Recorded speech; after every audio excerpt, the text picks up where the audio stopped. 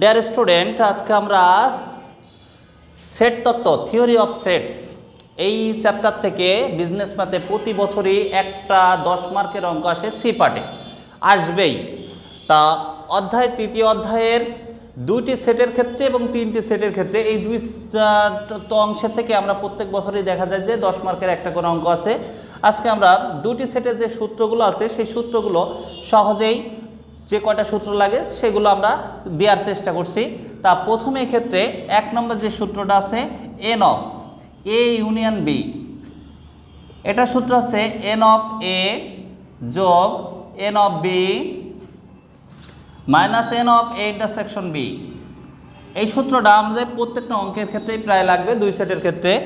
Next, যখন কোনোটাই করে না, এটার ক্ষেত্রে মূলত সবাই করে, আর যখন কোনোটাই করে না নেগেটিভ অর্থে, তখন এ আর বি কোনোটাই করে না, সেক্ষেত্রে A intersection B n of A union B তার কমপ্লিমেন্ট, এর সূত্র হচ্ছে n of U minus n of A union B.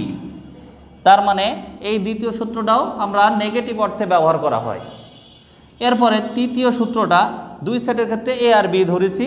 তা আমরা এ ইন্টারসেকশন বি কোনো একটা কাজের ক্ষেত্রে, যে যেমন আমরা ম্যাক্সিমাম অঙ্কগুলোতে সিগারেটের অংশ দেয়, তারপরে খেলার মধ্যে অংশ দেয়, সাবজেক্ট ওয়াইজ অঙ্ক দেয়। তাহলে আমরা যেমন ব্যঞ্জন আর গোলডিপ, সিগারেটের মধ্যে এ ধরলাম ব্যঞ্জন আর বি হচ্ছে গোলডিপ। আমরা একজন বলছে যে ব্যঞ্জন খায় না গোলডিপ খায়, অথবা গোলডিপ খায় ব্যঞ্জন খায় না, সেক্ষেত্রে আমরা বি মনে করলাম যে খায় না।